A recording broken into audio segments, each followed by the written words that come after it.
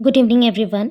बहुत सारे बच्चों को डाउट है, जैसे आंध्र केसरी का आ गया है, वाईवीयू का थोड़ा लेट है, बट एएनयू का भी आने के चांसेस है फर्स्ट सेमेस्टर के लिए। शेड्यूल तो शेड्यूल अभी तक आया नहीं है, तो हम पकड़ सकते हैं कि शेड्यूल इतने जल्दी में नहीं आता है, बट अगर आ भी गया तो आपको मैं इंपॉर्टेंट चीज़ें बता देती हूँ, क्योंकि हमने बहुत सारे पोर्शंस कंप्लीट किए, प्लेलिस्ट ऑलरेडी प्रेजेंट है, तो आप वहाँ से पढ़ना शुरू करें। अब एक-एक पेडागोजी का हम डिस्कशन करेंगे कि कितने पोर्शंस कंप्लीट हुए हैं हमारे और कितना आपको खुद से पढ़ना है, ठीक है? पहला पार्ट यूनिट 1 आता है, तो यूनिट 1 में मैंने आपको नहीं पढ़ाया है बिकॉज़ ये science, physical science, meaning, nature, scope and importance, ये एक इम्पॉर्टेंट लॉन्ग क्वेश्चन है जो आता है, शॉर्ट में भी आता है। और एक है इसका स्ट्रक्चर, स्ट्रक्चर आपका शॉर्ट में ही ज़्यादा आता है, लॉन्ग में नहीं आता। स्ट्रक्चर में याद रखना 2 टाइप के स्ट्रक्चर है, एक है सिंटैक्टिक स्ट्रक्चर, एक है सब्सटैंटिव स्ट्रक्चर, बस इतना याद करना है। उसके बाद values of learning physical science, मतलब फिजिकल साइंस पढ़ने से कौन से वैल्यूज़ आपके पूरे होते हैं। मैं आपको एक ट्रिक देती हूँ, जैसे कि आपके ओवरऑल वैल्यूज़ हैं, scientific value, social value, physical value, just like और भी harmonious value, life skills development, आपका प्रोजेक्ट रिलेटेड वैल्यू। तो ये सारे वैल्यूज़ के नाम लिख के आपको करने हैं, because it's a short one. ये शॉर्ट क्वेश्चन है, ये लॉन्ग क्वेश्चन था और ये भी शॉर्ट क्वेश्चंस में आ रहा है, ठीक है। उसके बाद आता है कि आपका फिजिकल साइंस का जो सब्जेक्ट है वो दूसरे सब्जेक्ट से कैसे कनेक्टेड है और यूजेस बताने हैं, तो ये आप खुद से कर सकते हैं। यहाँ पे अगर इतने पोर्शंस पे आप कंप्लीट करके जाते हो, दैट मीन्स हो जाएगा और नहीं चाहिए। इस फर्स्ट यूनिट के लिए इतना पोर्शन चाहिए, तो इतना पोर्शन का नोट्स मैं आपको दे दूँगी। इतने पोर्शंस में से आपको मैं ऊपर के नोट्स ज़्यादातर दे दूँगी, जिसमें आपको meaning, nature, scope of importance पता चल जाएगा।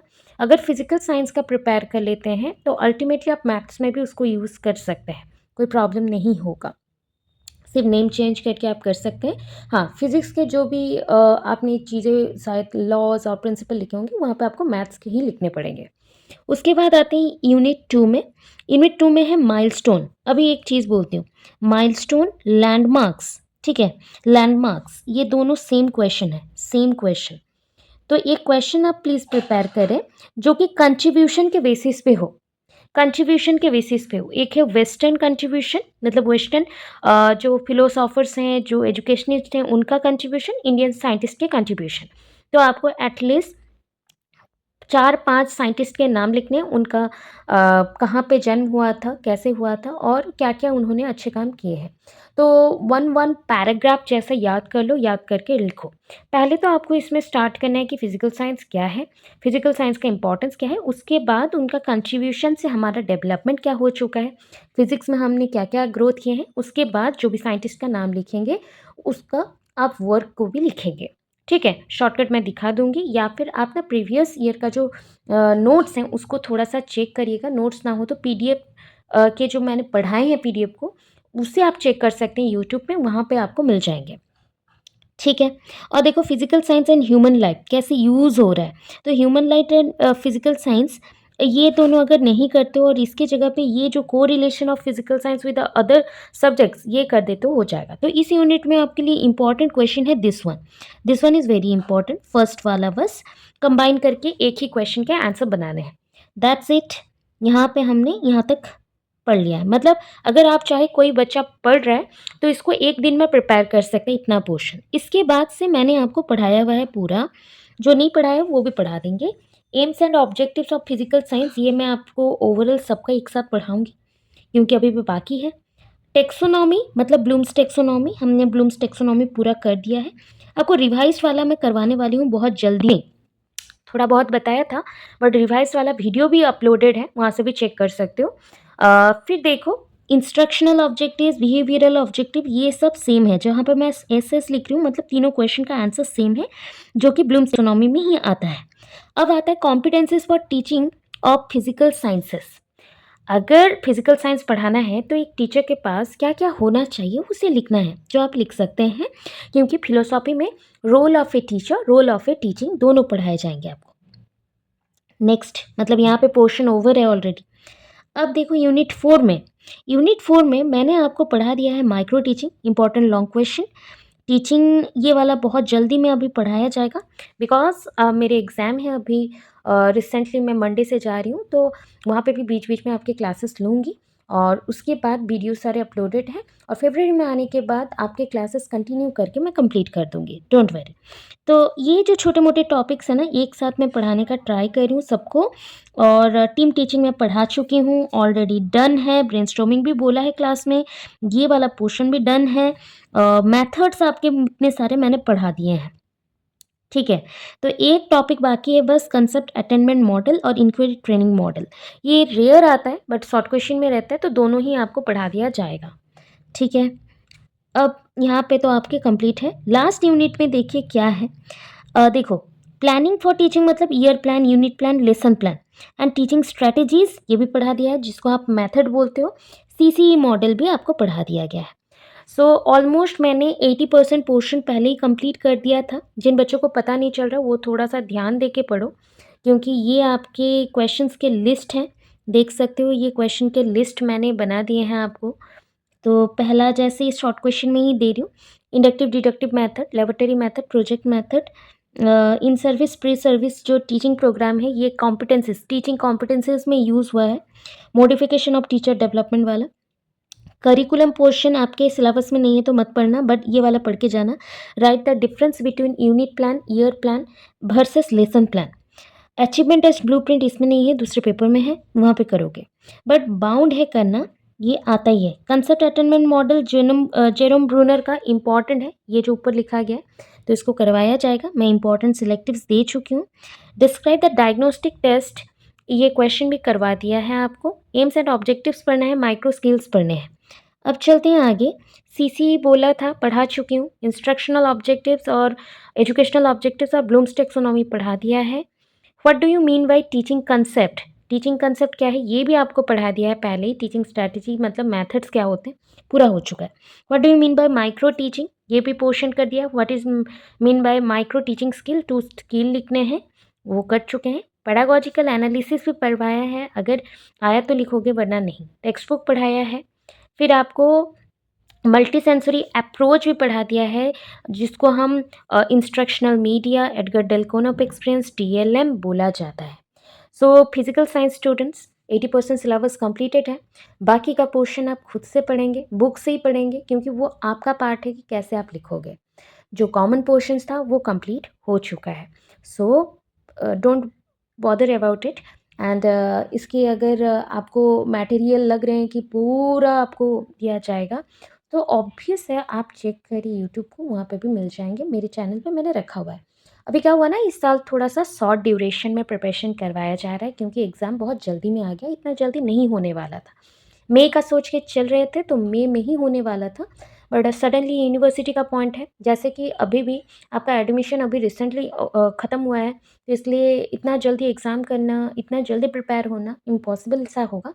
तो मैं आपको प्लेलिस्ट दे दूँगी, प्लीज़ प्लेलिस्ट के अकॉर्डिंग पढ़े, और सिलेक्टिव्स दे दिया है, उसके साथ और कुछ भी ऐड करने के लिए बोल दिया है। अभी सिलेबस डिस्कशन हो चुका है, तो बुक मार्क करके उसके अकॉर्डिंग पढ़े। और मैं बीच बीच में क्लासेस करूँगी, मैराथन भी कर दूँगी, जैसे पोर्शंस जल्दी जल्दी ख़त्म हो जाए। बट आपको एक रिक्वेस्ट है, जितना पढ़ाया है उतना प्लीज़ कंटिन्यू करते चलें, अदरवाइज़ प्रॉब्लम हो जाएगा, ठीक है।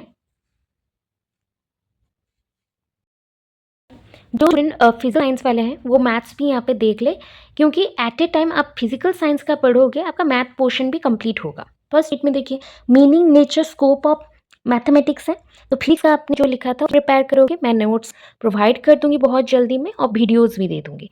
तो वहाँ पे क्या है, फिजिक्स वर्ड्स की जगह पे आप मैथ्स यूज़ करना, तो आपका पूरा हो जाएगा पोर्शन। तो ये लॉन्ग क्वेश्चन आपका कंप्लीट हो जाए। अब हिस्ट्री ऑफ मैथमेटिक्स, मतलब मैथमेटिक्स में देखो कॉन्ट्रीब्यूशन यहाँ पे भी आया है। आर्यभट्ट हैं, ब्रह्मगुप्त हैं, ब्रह्म बराहमीर हैं, भास्कराचार्य, श्रीनिवास रामानुजन। तो ये सब कैसे लिखोगे वो बोल रहे हैं। जैसे पकड़ा हमने आर्यभट्ट के बारे में, तो आर्यभट्ट का इंट्रोडक्शन देना है 5 से 6 लाइन। उसके बाद उनके जो एक्टिविटी है, उन्होंने जो इन्वेंट किया है उसको लिखना है, ठीक है। पॉइंट वाइज मैनर पे उसको लिखते जाना है, 1 पेज जैसा करना, 1 से 1.5 पेज करना। तो देखो 5 पर्सन्स के बारे में मेंशन है, तो आपको 5.5 पेजेस, और जस्ट लाइक आपके कितना बोल सकते हैं कि अराउंड 6 टू 7 पेजेस के अंदर आंसर्स आपके बन जाएंगे। तो ये आपका हो गया, ये सारे हमारे ईस्टर्न इंडियंस हैं, मतलब ईस्टर्न फिलोसॉफर्स हैं और एजुकेशनिस्ट हैं। वैसे ही वेस्टर्न मैथमेटिक्स से Euclid, Pythagoras, Rene Descartes and जिरोज, ये जिरोज नहीं होगा, जॉर्ज होगा, जॉर्ज कांटो। तो इनके बारे में कम करना और 2 टू 3 पेजेस में इसको ओवर कर देना, इसको 2 टू 3 पेजेस में ओवर करना, यहाँ पे 5 टू 6 पेजेस में ओवर करना। तो ये दो पोर्शंस को अगर मिला दो ना, एक लॉन्ग क्वेश्चन बनता है, वन लॉन्ग क्वेश्चन। ठीक है, वन लॉन्ग क्वेश्चन। और इसको आप अगर अच्छे से लिख देते हो तो पहले ना कुछ इनमें से सारे ही हैं जो फिजिक्स में भी कंट्रीब्यूशन दिए हैं, मैथ्स में भी कंट्रीब्यूशन दिए हैं। ठीक है, तो हम ऐसे नोट्स बनाते हैं जो फिजिक्स एंड मैथ्स दोनों में यूज हो जाए, तो इतना पोर्शन आप यूज कर पाओगे। उसके बाद को relation of mathematics with the other school subject, जैसे फिजिक्स का था कि मैथमेटिक्स का रोल विद फिजिक्स कैसा है, मैथमेटिक्स का रोल केमिस्ट्री के साथ कैसा है, मैथमेटिक्स का रोल बायोलॉजी में कैसा है, मैथमेटिक्स का रोल मेडिसिन में कैसा है, मैथमेटिक्स का रोल सोशियोलॉजी में कैसा है, हिस्ट्री में कैसा है, सिविक्स में कैसा है। थोड़ा थोड़ा आपको लिखना है, 2 टू 3 पेज, ये शॉर्ट क्वेश्चन है। ठीक है, अब चलते सेकंड यूनिट में मैंने बहुत सारे पोर्शंस आपको पढ़ा चुकी हूँ, जैसे कि blooms taxonomy complete, CCE complete, फिर जैसे रिकमेंडेशंस हमने पढ़ा हुआ है, सो वही रिकमेंडेशंस आपको बस लिखना है। और एम्स एंड ऑब्जेक्टिव्स को लेके, मतलब एजुकेशन का एम्स एंड ऑब्जेक्टिव्स भी अगर यहाँ पे लिख दो हो जाएगा, खत्म। एम्स ये वाला पोर्शन नहीं पढ़ना है, आपको एम्स वैल्यूज पढ़ने हैं मैथमेटिक्स के। सो आप फिजिक्स के अगर एम्स वैल्यूज पढ़ चुके हैं, मैथमेटिक्स में आप लिख सकते हैं। हो गया, यहाँ पे और कुछ नहीं पढ़ना है, इतना पोर्शन जो पिंक में मैंने मार्क किया हुआ है। ठीक है, 1 2 3 4 5। ठीक है, अब आ जाओ इतने पोर्शंस के बाद यूनिट 3। तो यूनिट 3 में क्या मेंशन है, nature, concept, types of concept, concept formation, concept assimilation. ये वाला पार्ट क्या है कि टीचिंग का कंसेप्ट क्या है, पता है टीचिंग का कंसेप्ट जो इतना दिया है, सो ये आपका फिलोसॉफी पार्ट में है। फिलोसॉफी पार्ट में मैंने इसका नोट्स पूरा दिया हुआ है, पूरे एक यूनिट का। ठीक है, एक यूनिट का 7-8 पेज में हमने पूरा नोट्स बनाया है, तो यहाँ पे भी काम आ जाएगा। ठीक है, तो आपको नहीं करना है। उसके बाद आपको जो पढ़ना है अपने हिसाब से, एरिथमेटिक का रोल क्लास 6 टू 10 में कैसा है, अलजेब्रा कैसा है, ज्योमेट्री कैसा है, ट्रिग्नोमेट्री कैसा है, प्रोबेबिलिटी कैसा है, स्टैटिस्टिक्स कैसा है, ये आपका टास्क है, शॉर्ट के अकॉर्डिंग प्रिपेयर करना, हो जाएगा। मैथड्स आपको लॉन्ग क्वेश्चन है, शॉर्ट में भी आएगा, लॉन्ग में भी आएगा, दोनों में। सो मैंने दोनों के अकॉर्डिंग आपको पढ़ाया है। टीचिंग प्रॉब्लम सॉल्विंग ये भी पढ़ा चुकी हूँ। टीचिंग प्रॉब्लम सॉल्विंग मतलब प्रॉब्लम सॉल्विंग होता क्या है, एक प्रॉब्लम्स को फाइंड आउट करके सल्यूशन देना। और इसी प्रॉब्लम सॉल्विंग में आपको 2 पार्ट पढ़ाना था, जो लास्ट में कुछ बच्चे ही अटेंड किए थे, क्लास अच्छे से नहीं थे, जो कि ऊपर याद है inductive, deductive and analytic synthetic, ये दोनों ही प्रॉब्लम सॉल्विंग का पार्ट है, प्रॉब्लम सॉल्विंग का पार्ट है, प्रॉब्लम सॉल्विंग का पोर्शन है। ठीक है, तो अच्छे से पढ़ते चलो। और कंसेप्ट अटेनमेंट मॉडल देखो, ये फिजिक्स में भी है एंड मैथ्स में है, तो जरूर मैं पढ़ाऊंगी, डोंट वरी, मैथमेटिक्स में भी है। ठीक है, इसके बाद आते हैं हम यूनिट 4 में। सो यूनिट 4 में क्या है, यूनिट 4 में देखो माइक्रो टीचिंग पढ़ा दिया है, बता भी दिया किस टाइप का क्वेश्चन आएगा, फिजिक्स के लिए सेम, मैथ्स के लिए सेम। माइक्रो टीचिंग स्किल्स का भी बता दिया कैसे लिखना है। अभी देखो unit plan, period plan and based on this, so unit plan and period plan that is same, almost same. And lesson plan, ये लेसन प्लान जो आपको दिया गया अच्छे से प्रिपेयर होकर जाना, सबका आता है। तो ये पोर्शन पूरा मैंने कंप्लीट कर दिया है। अब चलो यूनिट 5। यूनिट 5 में ऑडियो विजुअल एड्स पढ़ा दिया था, इंस्ट्रक्शनल एड्स। अभी इसे छोड़ के ऑनलाइन रिसोर्स लिखा गया आईसीटी वेस्ट, तो आईसीटी स्टार्ट किया हुआ है, उसी में ये कंप्लीट हो जाएगा। ठीक है, अब इसके बाद आप लोगों को ये सारे छोटे छोटे से पोर्शन है जो एक एक पेज के प्रिपेयर होने, और कैसे आप रिसोर्सेज को हैंडल करोगे, मैथ्स के स्टूडेंट हो, मैथ्स के जो भी रिसोर्सेज हैं हैंडल कैसे करोगे। देखो टेक्स्ट बुक पढ़ा दिया था, तो आपके फिजिक्स में टेक्स्ट बुक का क्वेश्चन नहीं है, बट मैथ्स में है, दैट्स इट। अगर ये क्वेश्चन छूट भी जाता है कोई प्रॉब्लम नहीं, बाकी के पोर्शंस कंप्लीटेड है।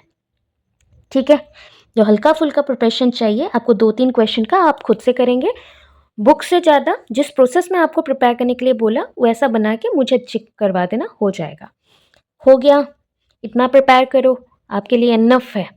फिज़िक्स एंड मैथमेटिक्स पेडागोजी का दे दिया, बता दिया। जो बच्चे क्लास अटेंड नहीं करते हो उनके लिए बहुत प्रॉब्लम है और उनके लिए मैं रिस्पॉन्सिबल बिल्कुल नहीं हूँ। इसलिए मैंने पूरा ही वीडियो बना दिया है कि सारे बच्चों को मिल जाए। बाकी बच्चे जो क्लास अटेंड करो, प्रॉपर्ली अटेंड करो ऑन टाइम। मैं ट्राई करूँगी आपके पोर्शंस कंप्लीट करने के लिए। टाइम शॉर्टेज दे रहा है यूनिवर्सिटी, तो इसमें मेरा कोई गलती नहीं है। I will try my level best to prepare yourself and आपको सबको मैं सब कुछ प्रोवाइड करती हूँ, नोट्स भी देती हूँ। सो अच्छे से प्रिपेयर करो। बाकी इंग्लिश, बायोलॉजी एंड सोशियोलॉजी का भी वीडियो आ जाएगा कल तक। Thank you so much. Have a good day.